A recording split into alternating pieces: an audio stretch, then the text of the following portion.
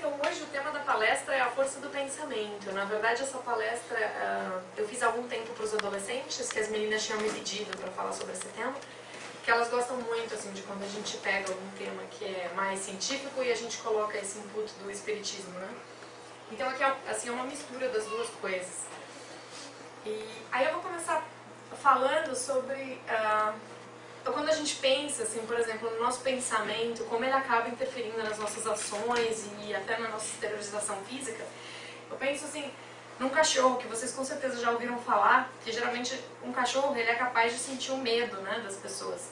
Então geralmente o cachorro pode estar super tranquilo, mas aí se a pessoa tem medo dele, ele pode ficar feroz, né?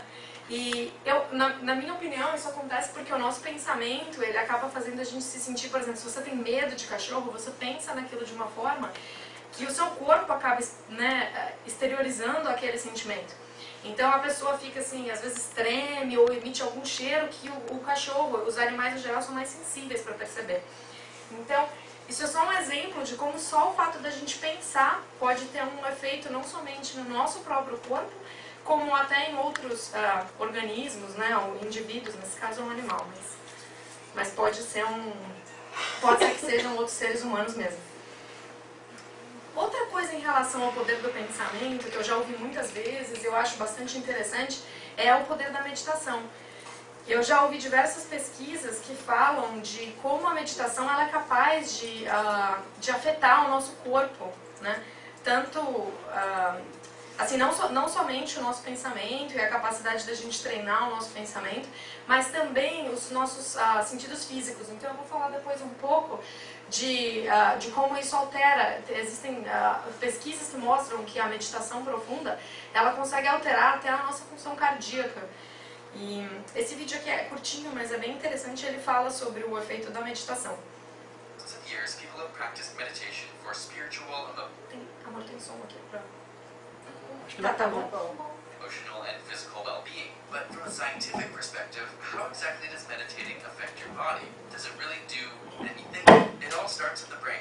During meditation, brain scans see increased activity in regions directly correlated with decreased anxiety and depression, along with increased pain tolerance. The default mode network in particular is activated when one's mind is at rest and not focusing on the outside world, and has been found to improve memory, self-awareness, and goal setting. Want to be more caring to your friends and family? When scientists compared the brains of Buddhist monks to new meditators, they found the region of the brain associated with empathy to be much more pronounced in the monks. It also literally changes your brain waves, and we can measure these frequencies. Meditators have higher levels of alpha waves, which have been shown to reduce feelings of negative mood, tension, sadness, and anger. And if that wasn't enough, it also physically changes our brain shape and size. Studies found that after 8 weeks of a meditation program, gray matter was more dense in areas associated with learning, memory processing, and emotion regulation. And yet the amygdala, which deals with stress, blood pressure, and fear, had decreased gray matter. When we look at the entire body, not only do we see decreased blood pressure, but it can also increase the variability of your heart rate. And while this may sound harmful, it actually plays a critical role in properly transporting oxygen and carbon dioxide throughout your body. Think you're getting sick? In a study where both meditators and non-meditators were given the flu virus, meditators were able to produce a greater number of antibodies and had increased immune function. If we go a little deeper, we can even see changes on a cellular level. Your chromosomes have protective protein complexes called telomeres, which help reduce damage to your DNA and lower cell death. And a shortened telomere length has been linked to several diseases such as cardiovascular disease, diabetes, Alzheimer's, and cancer. Amazingly, when cancer survivors completed a meditation program, their bodies showed significant increases in telomere length. It's believed that psychological intervention, particularly decreasing stress, has a direct effect on the enzyme telomerase, which has been shown to counteract shortening by adding DNA to the shrinking telomeres. Of course, meditation is not a substitute for other medical advice or a healthy lifestyle. We don't want you leaving this video thinking it will cure cancer. But much like hitting the gym can grow your muscles and increase your overall health, it seems that meditation may be a way of working out your brain with extra health benefits. And since your brain controls, well, all of you, why not relax and say, every once in a while. And if you like working out your brain, be sure to get our ASAP Science book, which is now available.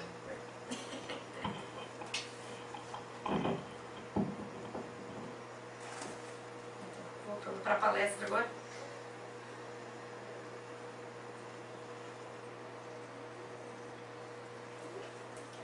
Então, esses são alguns exemplos, né? E aí eu peguei algumas pesquisas, assim, que são mais seguras, eu diria, né? Porque a gente não sabe de onde que ele pegou as informações desse vídeo.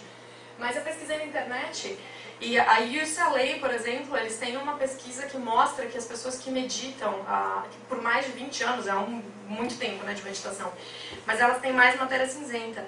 A matéria cinzenta, para quem não lembra muito da aula de biologia no high school, ela é a parte do córtex, então é a parte externa do nosso cérebro e é onde a maior parte das informações elas são processadas, né?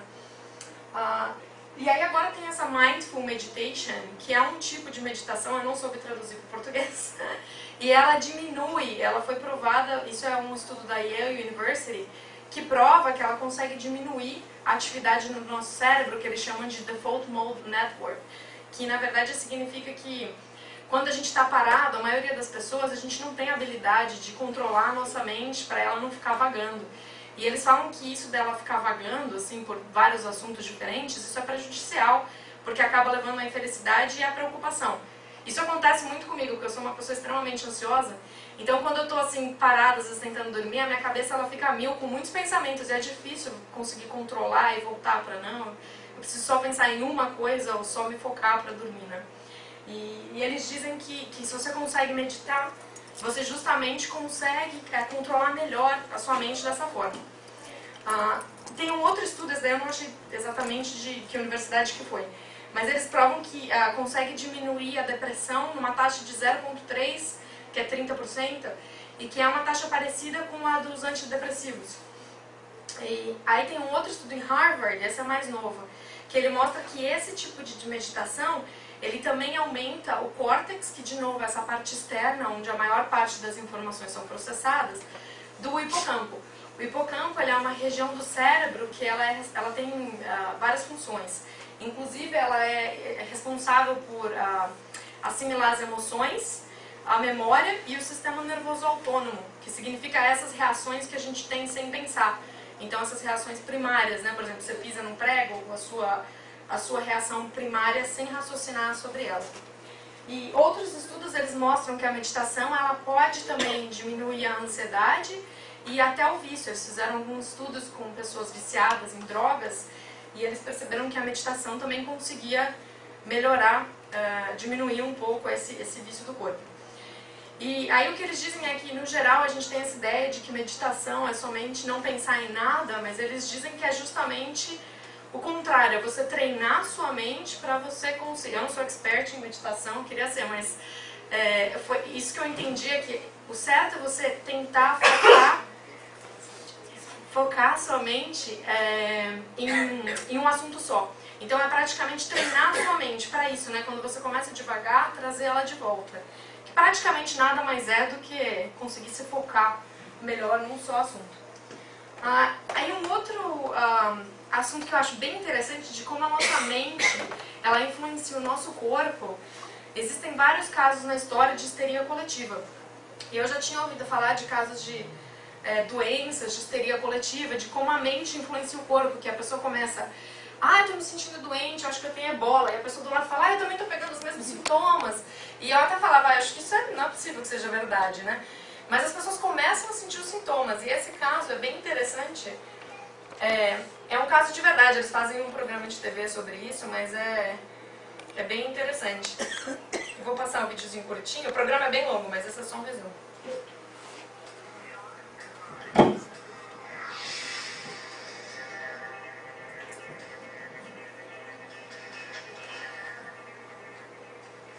Listen, all you guys are going to do here, we're not going to... Dr. Slay's ER is filled with fraternity brothers, all complaining of the same symptoms.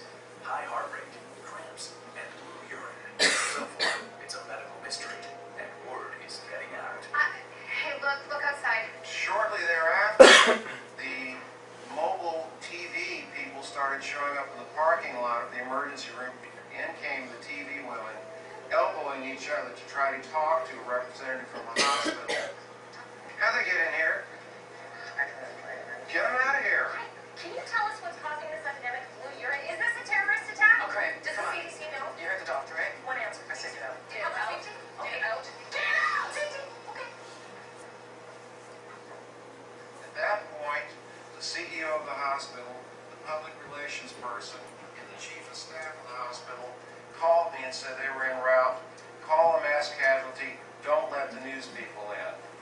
Yes, sir. What do you say? He said don't let the reporters in. Note to self, don't let in reporters. He's in the building.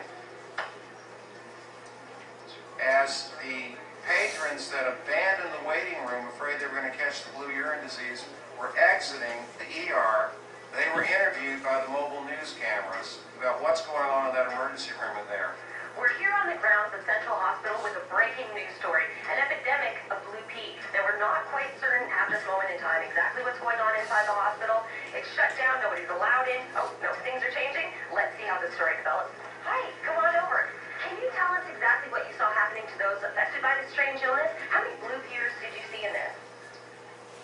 What in the hell is going on here? Sir, I wish I knew. I have no idea. These are the initial fraternity brothers that came in. We've got some tests back on them. So far, nothing. We're going to be testing the rest of them, and we'll get to the bottom of this. Charles, Yeah? can you feel your legs? No? Can you? No, dude, I can't anymore either. Dude. All the blood work we did on them looked pretty good. The only thing that was wrong, seemed to be wrong, was they all had high heart rates, a lot of anxiety, and lots and lots of symptoms that didn't fit together. What? Então, depois no resto desse programa, ele vai mostrando o que aconteceu e ele não consegue descobrir o que. Ele é um médico muito experiente nesse hospital. E o que é estranho é que os sintomas eles começam a surgir em uma pessoa e aí o outro fala, nossa, eu também não estou mais sentindo a minha perna. E de repente o outro, nossa, minha perna também não está mais mexendo. De repente, eu estou tendo taquicardia, o outro também. E aí, assim, nada disso se encaixava em nenhuma doença, então ele não conseguia entender o que estava acontecendo. Resumindo, o que aconteceu foi que depois uma menina ligou e ela era de uma sorority, que é a fraternidade para meninas, né? E elas tinham feito uma pegadinha com os meninos que elas colocaram um corante azul na bebida deles. Mas era só isso, a única coisa que eles tinham era um corante azul. Só que eles estavam tão influenciáveis uns pelos outros, achando que eles estavam doentes, que um falava que tinha um sintoma, o outro também começava a sentir a mesma coisa. Daí a pouco estavam todos doentes, com os mesmos sintomas, e nenhum deles tinha a ver com a doença, que não era nenhuma doença, era só um corante.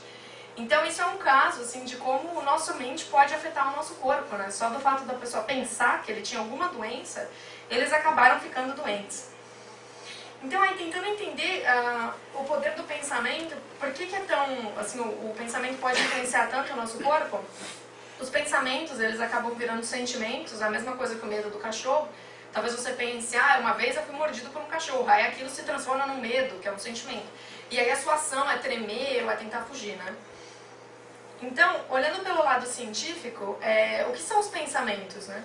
Eles sabem que os pensamentos vêm do cérebro, né? Falando assim da parte fisiológica. Mas eles não sabem exatamente aonde é originado, eles sabem como eles se transmitem, mas não a origem. Isso ainda a ciência ainda não conseguiu provar. Eles também não sabem exatamente que tipos de neurônios que estão envolvidos, né, na criação do pensamento. Mais uma vez, eles sabem na transmissão, mas não na origem. E eles também não... eles sabem que todos os pensamentos, eles são feitos por uma network, por uma conexão de vários neurônios diferentes que se conectam e transmitem esse pensamento. E uma das primeiras pessoas que, na verdade, começou a tentar provar, assim, de onde surgem os pensamentos, foi esse cientista que toma, inclusive ele dá um nome para o prédio de UC Berkeley de psicologia, e ele fazia experimentos com ratos, que ele provava que os ratos eles usavam uma coisa que era muito além do que a parte física, quando eles estavam andando em mazes.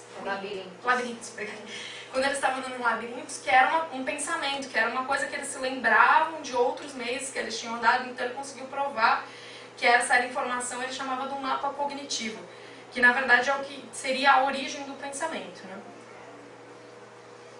Mas então, o que são, né, os pensamentos? Então os pensamentos, eles são ondas que são emitidas pelo cérebro, basicamente isso é o que a ciência pensa, né? E uma coisa que eles sabem é que isso é totalmente relacionado com o nosso com o nosso cérebro, com os nossos neurônios e com as sinapses, que são as conexões entre os neurônios, né? Mas aí essa apresentação, até uma apresentação que eu dei na minha aula de fisiologia, Mas resumindo, isso daqui era mostrando várias coisas. Por exemplo, uma pessoa que fica feliz quando come chocolate, né? Ou botox também é outra coisa. Ou a pessoa se sentindo mal, né? Deprimida. Aqui é um caso de um menino que ele foi picado por uma viúva negra.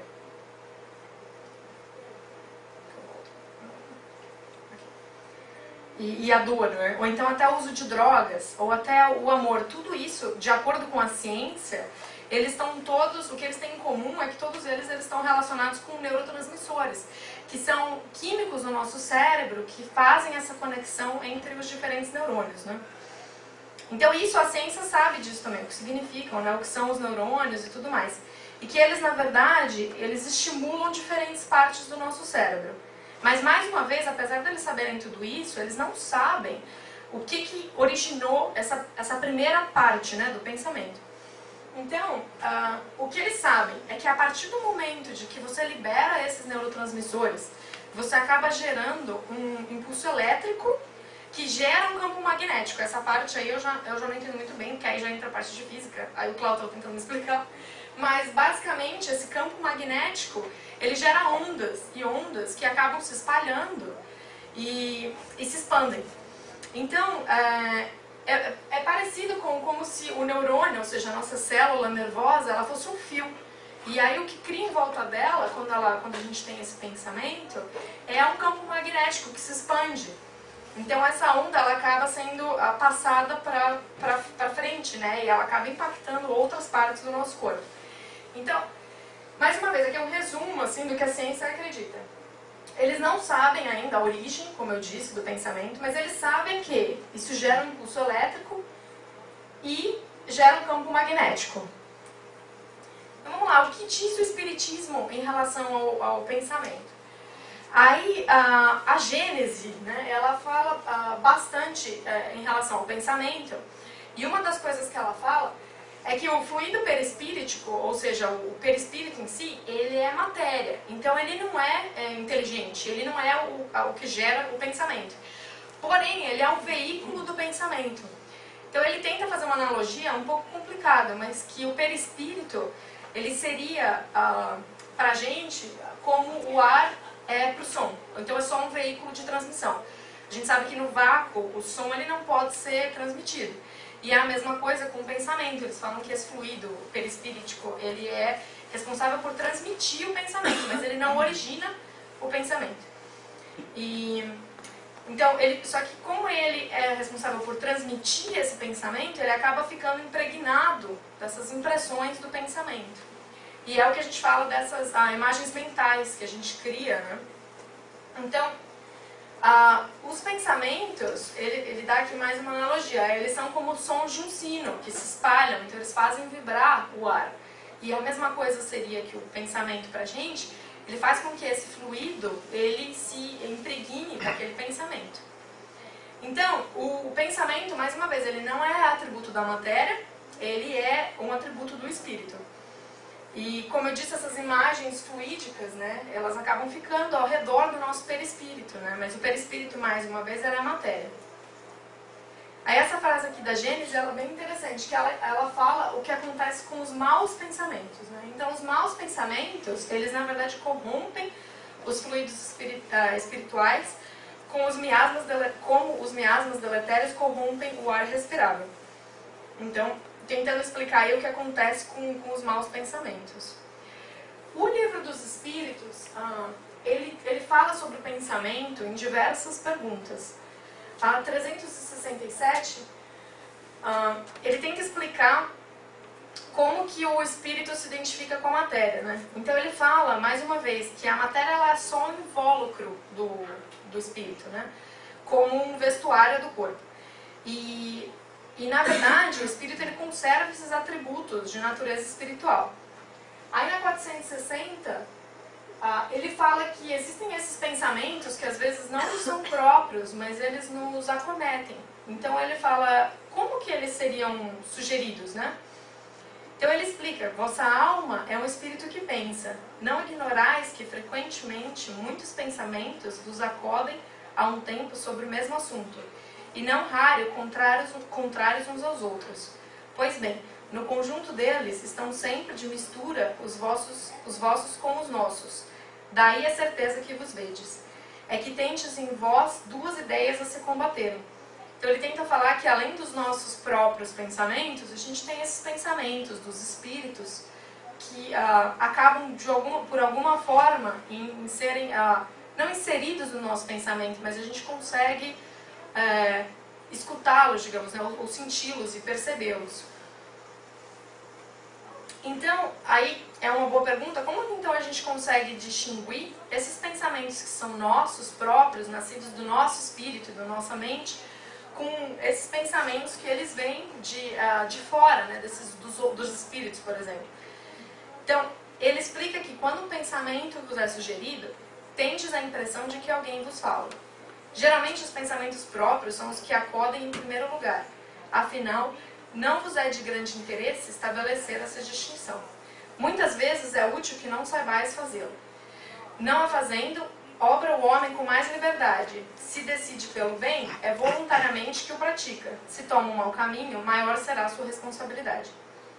Então ele diz que a faculdade de discernir entre o pensamento que é nosso ou o pensamento que não é nosso não é assim sempre útil, no sentido de que a responsabilidade é sempre nossa. Por mais que o pensamento não seja originado do nosso espírito, a gente ainda tem o livre-arbítrio e a responsabilidade de filtrar aquele pensamento, e a ação ainda é nossa responsabilidade, né? Isso daqui, a pergunta não é necessariamente sobre o pensamento, mas na verdade a explicação que ele dá é totalmente baseada no pensamento. E para mim, eu achei que essa pergunta ela explica bastante essa relação de como que uma coisa física assim, e magnética, que é o pensamento, ela consegue influenciar o nosso corpo, né? Tanto nosso corpo e o nosso espírito, os nossos sentimentos. Então ele pergunta, pode-se com utilidade orar por outrem? Ele fala, o espírito de quem ora atua pela sua vontade de praticar o bem. Atrai a si, mediante a prece, os bons espíritos, e estes se associam ao bem que deseja fazer. O pensamento e a vontade representam em nós um poder de ação que alcança muito além dos limites da nossa esfera corporal. A prece que façamos por outrem é um ato dessa vontade. Se for ardente e sincera, pode chamar, em auxílio daquele por quem oremos, os bons espíritos, que lhe virão sugerir bons pensamentos, e dar a força de que necessitam de seu corpo e sua alma. Mas, ainda aqui, a prece do coração é tudo, a dos lábios nada vale. Então, eu achei interessante ele explicar como o pensamento ele tem esse poder. Então, a oração é a mesma coisa. Quando a gente ora por alguém, esse nosso pensamento, se ele for bem intencionado e forte o suficiente, né, com a vontade, que ele consegue alcançar muito além do nosso corpo. E aí, para mim, isso junta toda aquela história de o pensamento, ele gera um campo magnético que consegue... Até falando fisicamente sobre isso, se a gente gerar uma onda, se a gente pensar em micro-ondas, por exemplo, eles falam que o micro-ondas pode causar câncer, porque as ondas são tão pequenas que elas têm tamanho suficiente para afetar o nosso DNA. E se a gente pensar nisso, o nosso pensamento com essas ondas, se também são ondas e que podem ser medidas, por que não? Também elas não poderiam afetar as nossas células, o nosso DNA e o nosso corpo como um todo. Inclusive o nosso perispírito, que é também parte da matéria. Então, mais uma vez, o que eu achei bem legal aqui é essa parte que junta o pensamento com a oração e essa capacidade do alcance do pensamento, né? Aí, no livro dos médiuns, ele também traz a mesma visão e ele fala novamente de que o pensamento ele não é um atributo da matéria, ele é sempre um atributo do espírito, né? E ele fala que aí a possibilidade que o pensamento tem de atuar sobre a matéria. Desculpa, na verdade eu acho que aí ele está falando, eles são outros, os espíritos, né? Então, a possibilidade que os espíritos têm de atuar sobre a matéria, de nos impressionar os sentidos e, por conseguinte, de nos transmitir seus pensamentos. Resulta, se assim nos podemos exprimir, da constituição fisiológica que lhe é própria. Logo, nada há de sobrenatural neste fato, nem de maravilhoso. tornar um homem a viver depois de morto e bem morto, reunirem-se seus membros dispersos para lhe formarem de novo o corpo, sim, seria maravilhoso, sobrenatural e fantástico. Haveria aí uma verdadeira derrogação da lei, o que somente por um milagre poderia Deus praticar. Coisa alguma, porém, de semelhante há na doutrina espírita. Então ele tenta explicar que o fato dos espíritos poderem transmitir os pensamentos para a gente tem uma explicação racional e lógica. E que essa explicação ela não tem nada de sobrenatural, no sentido de que ela é possível, fisicamente falando, né? Mais uma vez, porque apesar do pensamento ser um atributo do espírito, ele tem essa influência no mundo material porque ele se transmite por ondas. Então, aqui ele continua falando de como se transmite esse pensamento. Então, o que uns chamam de perispírito não é senão o que outros chamam de envoltório material fluídico. Direi de modo mais lógico, para me fazer compreendido, que esse fluido é a perfectibilidade dos sentidos, a extensão da vista e das ideias.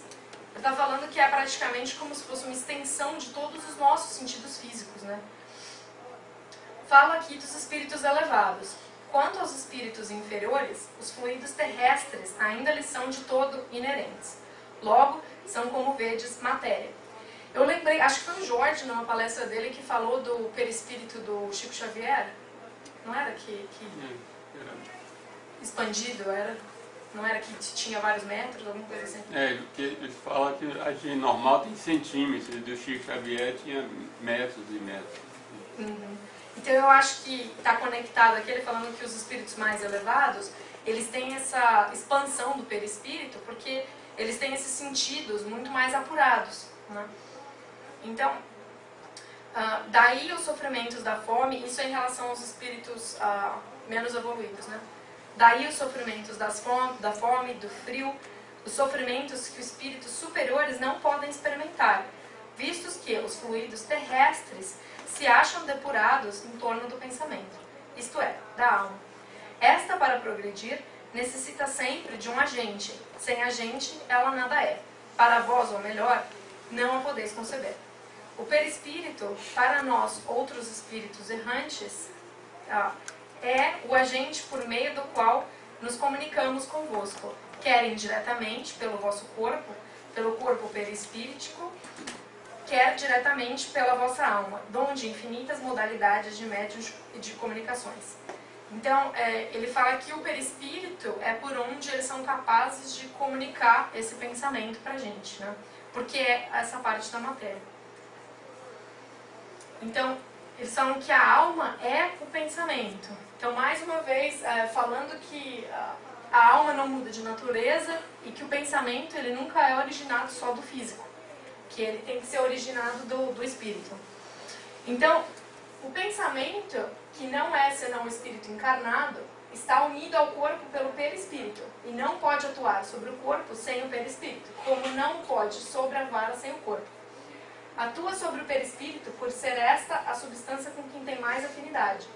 O perispírito atua sobre os músculos tomam a vara e a vara bate no ponto visado. Quando o espírito não está encarnado, faz-se-lhe mister um auxiliar estranho e este auxiliar é o fluido, mediante o qual torna ele o objeto sobre o que quer atuar, apto a lhe obedecer à impulsão da vontade. Eu acho que aqui aí um exemplo seriam as mesas girantes, né, de que os espíritos, eles eram, apesar de não estarem encarnados, eles eram capazes de atuar sobre os objetos materiais. Então ele explica que quando o espírito está encarnado, a nossa alma tem o pensamento, ou a vontade, que atua sobre o nosso perispírito, e o perispírito comunica para o nosso corpo, que então atua.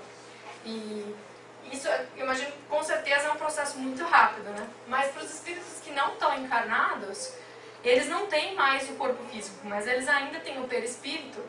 E o que ele quer dizer aqui é que esse perispírito, por ser matéria, mais etéreo do que o nosso corpo, mas ainda matéria, ele é capaz de atuar sobre esse fluido. Aí eu fiquei um pouco na dúvida, porque ele diz, seria esse o fluido universal? Acho que sim, né? Que ele fala que os espíritos desencarnados são capazes de atuar sobre esse fluido que então atua sobre a matéria. E aí eu imagino que ele esteja falando do fluido universal, que é onde todo mundo está imerso, né? Ok, então, mais um pouco do livro dos médiuns. Ele pergunta como que o espírito pode responder, porque ele não tem mais um corpo encarnado. Então, como que é possível que um espírito não encarnado responda a perguntas, né? Então, ele fala que algumas vezes o espírito ele é capaz de articular sons, né, como uma pessoa viva faria. Mas, na maioria dos casos, ele faz pela transmissão do pensamento, o que faz mais sentido, porque se o pensamento se origina no espírito, apesar dele não estar encarnado, ele ainda é capaz de pensar e capaz de transmitir esse pensamento para o perispírito dele, que então, entrando em contato com o perispírito do médium, é capaz de assimilar esse pensamento. Aí uma outra pergunta, na verdade são partes da mesma, mas são partes da resposta. Compreende-se que, sendo uma espécie de evocação, o pensamento faça com que se apresente o espírito em que se pensa.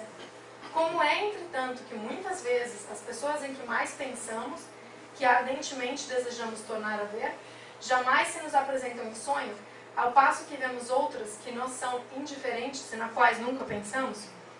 Então, ele diz que esse pensamento, às vezes ele acaba atraindo os espíritos, né, que a gente quer, como se fosse um chamado, mas que às vezes a gente pensa mais em pessoas, aí ele não fala exatamente sobre isso, mas eu imagino que seja por a lei da atração da energia, que talvez a gente acaba atraindo esses espíritos que estão numa energia muito mais similar com a nossa. E o último ponto seria que sucederia se, estando o homem a dormir, enquanto seu espírito se mostra na outra parte, alguém de súbito despertasse? Isso não se verificaria, porque se alguém tivesse a intenção de despertar, o espírito retornaria ao corpo, prevendo a intenção, porquanto o espírito lê os pensamentos.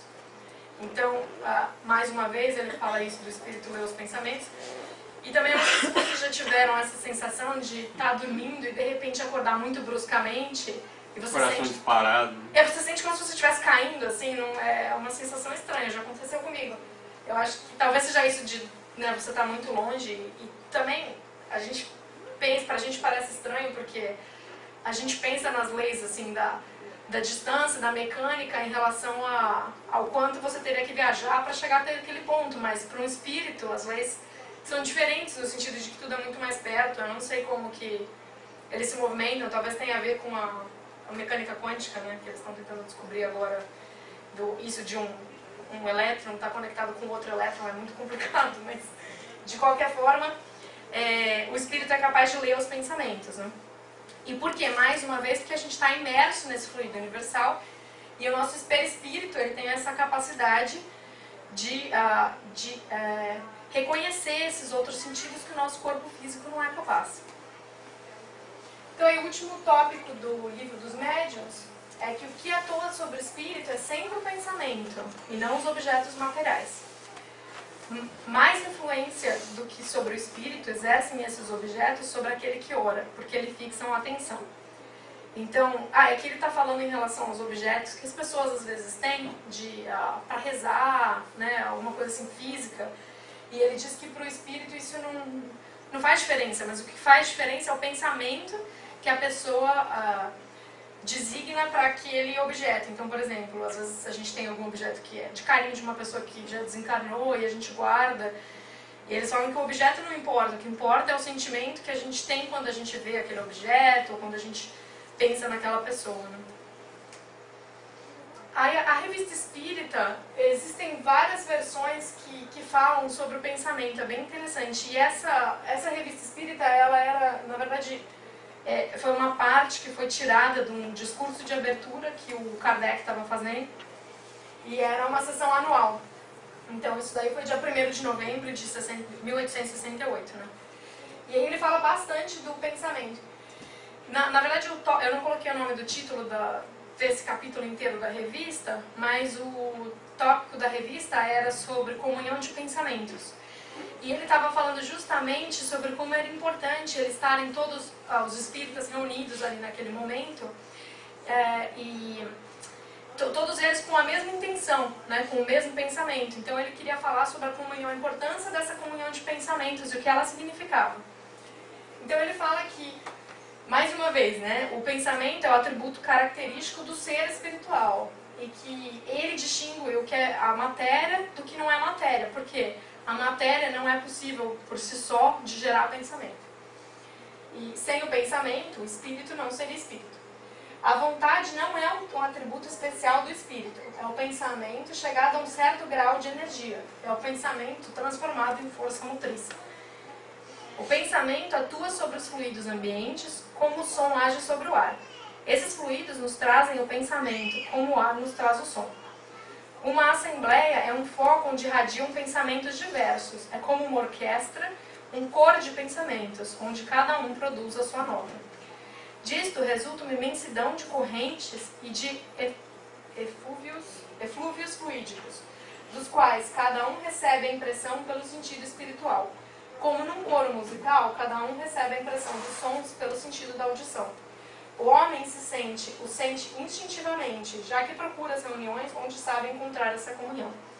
Então ele diz que, apesar da gente não ter consciência dos pensamentos, de como a gente recebe esses pensamentos, a gente inconscientemente busca estar em lugares que tenham o mesmo tipo de pensamento que a gente. Porque o nosso perispírito, apesar da gente não ter consciência, ele é capaz de sentir essas vibrações. Então ele diz que justamente a gente acaba, né, buscando essa comunhão de pensamentos, né? E eu achei muito legal esse paralelo que ele faz com a orquestra, que são muitos sons ao mesmo tempo, mas a gente é capaz de ouvir pela audição. Que a gente está imerso em milhares de ondas de pensamentos que a gente não percebe, mas a gente é capaz de sentir pelo nosso perispírito. E aí, ainda continuando, né, isso daí é da Revista Espírita também, ele fala que, mas isso daí na verdade aí já é outra Revista Espírita. Se agora se considerar que os pensamentos atraem os pensamentos da mesma natureza, que os fluidos atraem os fluidos similares, compreende-se que cada indivíduo traga consigo um cortejo de espíritos simpáticos, bons ou maus, e que assim o ar seja saturado de fluidos em relação com os pensamentos que predominam. Se os maus pensamentos forem minoria, não impedirão que as boas influências se produzam, pois estas os paralisam. Se dominarem, enfraquecerão a irradiação fluídica dos espíritos bons, ou mesmo, por vezes, impedirão que os bons espíritos penetrem nesse meio, como o nevoeiro enfraquece ou detém os raios do sol.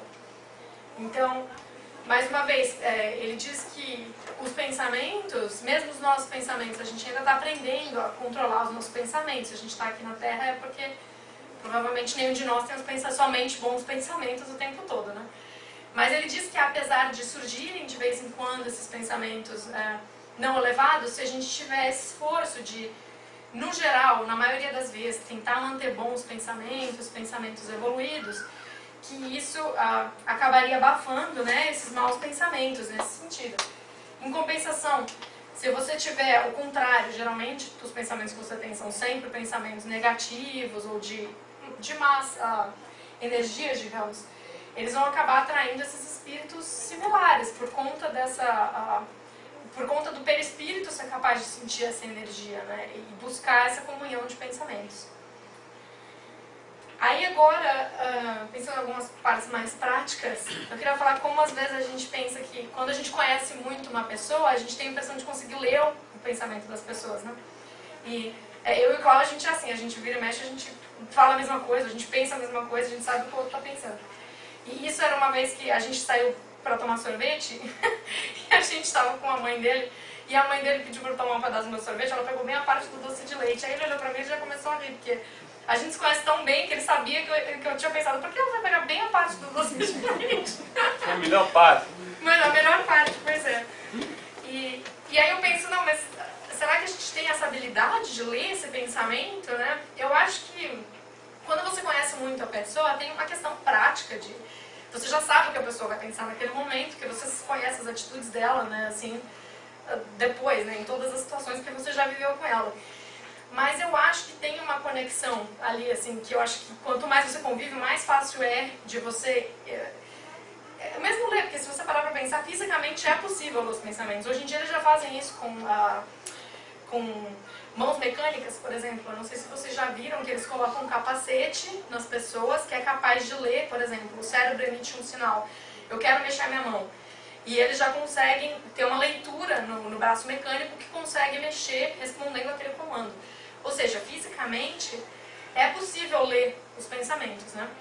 Mas é uma coisa difícil pra gente pensar assim de acontecer no geral. E outro dia eu li uma pesquisa muito interessante de que casais que estão juntos há muitos anos, eles começam a ter uma memória interdependente. Significa que eles... É como se uma pessoa tivesse lacunas na memória que são preenchidas pela outra pessoa. Então, eles começam a depender com os anos mais e mais da outra pessoa para ter memórias em conjunto. Que eu achei um negócio super interessante.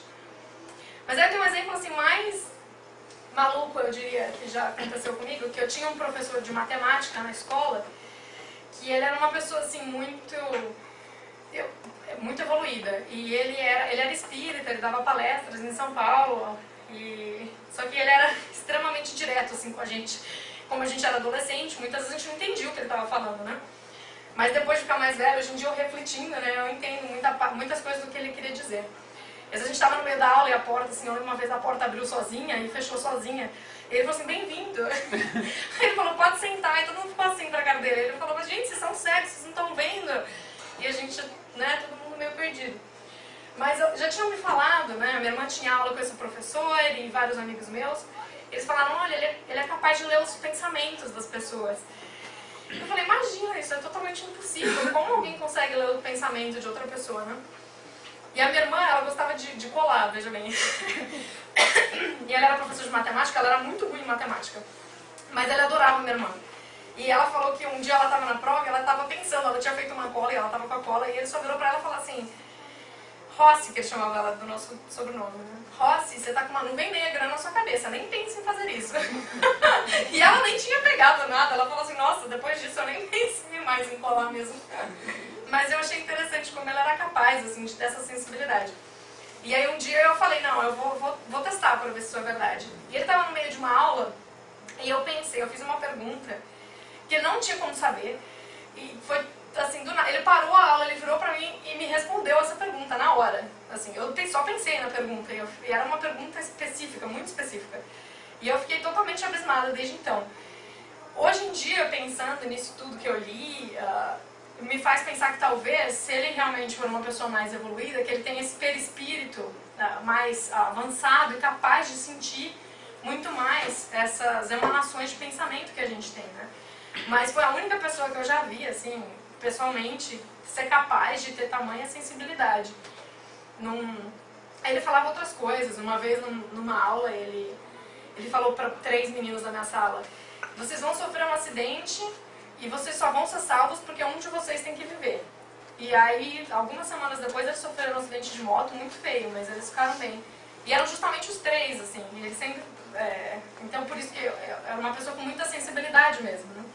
Você já viu falar que o Chico Xavier lia as cartas através da mão, ele botava a mão em cima do envelope, ele conseguia ler, captar o que estava na carta? Sério? Não, fazia triagem assim, né? Chegava as cartas, ele dizia, esse aqui é pedido, esse aqui é comunicação, sabe? Ele triava as cartas, só pegando as cartas, e aí um grupo de pessoas diferentes resolvia o que era aquele grupo de música. Eu tive uma experiência no ano passado, minha mãe desencarnou ano passado, né? E o Divaldo estava aqui, e eu sempre converso com o Divaldo, sempre vou ali, brinco com ele, falo alguma piada, então eu cheguei para falar com ele, para fazer uma pergunta, eu falei, Divaldo, eu nem terminei a frase, ele falou assim, é metástase, ele falou, né? Eu nem terminei o final que eu ia perguntar a ele, ele já me falou que a situação dela já tinha espalhado um pouco, né, por outras partes. E ele captou que eu ia perguntar para ele. Né? Então, é interessante, né? Então, talvez tenha a ver com essas ondas que a gente emite, dessas pessoas que são tão sensíveis, conseguirem perceber, como se fosse um sexto sentido, talvez um sétimo sentido de mais né? A gente escuta, a gente vê, essas pessoas leem pensamento, né? Tipo, é um outro sentido que também tem a ver com ser físico, né? Por causa do campo magnético gerado. E aí uma conexão é que quando eu estava procurando sobre isso na internet e sobre o poder do pensamento, eu percebi que tinha muitas coisas assim de autoajuda. E aí tinha esse livro, e parece que eu não li o livro, então assim, eu vou falar só o que eu li falando sobre isso, que era, o mantra é peça, acredite e receba. E isso me fez pensar que muitas vezes esses livros de autoajuda e que eles falam sobre a importância do pensamento positivo, eles colocam como se fosse uma coisa totalmente mágica, né? Ah, é só você pensar e vai acontecer. E não é bem assim, né? A gente sabe que não é bem assim que funciona. E que, é claro, a gente tem que ter o bom pensamento, mas a gente tem que acreditar, mas a gente tem que ter ação, né? Se a gente não se empenhar em sempre trabalhar e na nossa reforma íntima, em fazer coisas boas, só o pensamento não é o suficiente. A gente né? tem que merecer, né? A gente tem que merecer. É verdade, tem que fazer por merecer. Trabalhar em todas as esferas, né? O pensamento, a ação.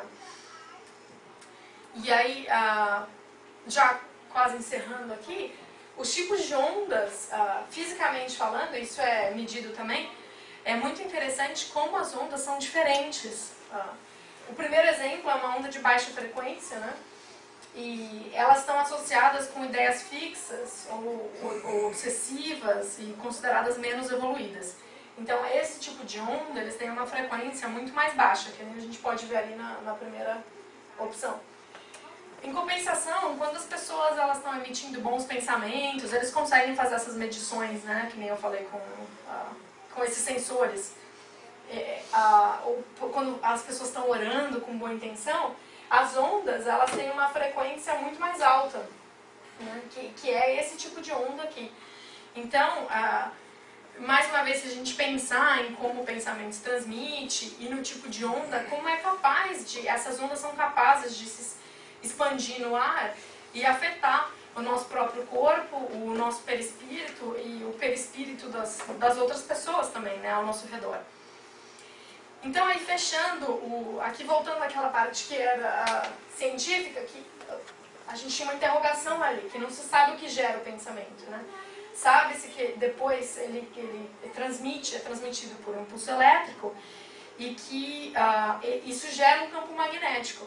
Mas se a gente tentar juntar a parte científica com a parte do espírita, essa pergunta, né, que seria essa dúvida da ciência, ela pode muito bem ser respondida pelo espiritismo, nesse sentido de que, por que não o nosso espírito não está gerando esse pensamento? E talvez por isso que a ciência ainda não tem essa capacidade de ter descoberto qual é a faísca inicial, porque a ciência ainda, na maioria dos cientistas, ainda não estuda, né, os fenômenos do espiritismo e tudo. Então, mais uma vez, essa não é a visão científica por causa disso, né? A ciência não estuda, mas faria todo sentido de que o nosso espírito gerasse o pensamento. E aí, então, a partir daí, a gente tivesse toda essa evolução física, digamos, que geraria o impulso elétrico e o campo magnético. Então, juntando essas duas partes, a gente tem uma visão um pouco mais completa, né, do poder do pensamento e como ele se origina. Mas ainda são muitas e muitas perguntas pro futuro. Então, gente, é isso. Essa era o último. Interessante você fala dessas ondas aí, quando, às vezes na nossa reunião mediúnica, isso é verdadeiro. Eu sinto, quando o espírito do outro lado da mesa está bastante revoltado, eu sinto fisicamente no meu corpo a energia que vem dele. Tem hora da vontade de sair correndo da sala. E é uma coisa tão forte que você treme o seu corpo todo. Quando ele fala, você vê tão a revolta que ele se encontra, que eu sinto o meu corpo todo, sabe? Eu sinto uma coisa muito pesada realmente. Eu sinto fisicamente. Você vê o que a gente faz com o nosso pensamento, né? O Divaldo fala que é válido, o mundo hoje está preocupado com o meio ambiente, de proteger o meio ambiente, mas nós esquecemos que a maior poluição que existe hoje na Terra é a poluição na atmosfera através do nosso pensamento, né? A gente está vendo na Terra hoje acontecer crimes bárbaros. Isso tudo é aqueles pensamentos. Você briga dentro de casa, para onde vai esse pensamento? Vai se juntar a outros pensamentos e aí forma essa... né? Uma nuvem. Nuvem que... É interessante mesmo. E aí você falando da reunião mediúnica me faz pensar nisso é uma coisa que parece assim, então vai passando, né? Por exemplo, do espírito do espírito desencarnado passou pro perispírito dele, que passa pro seu perispírito, que o seu corpo já sente, né? Então imagina como é para ele próprio, né? O quanto isso não afeta o próprio perispírito. Pior ainda, né? Então a gente tem que tentar pensar nisso para tentar controlar esses nossos pensamentos, né? Quem sabe meditar para treinar a nossa mente. E às vezes o espírito usa o próprio voz, né? Você vê o médico falar com uma mulher falar com a voz de um homem, né? Porque ele usa o corpo físico, né? As cordas vocais do médico. Verdade. Gente, vamos pro passe então?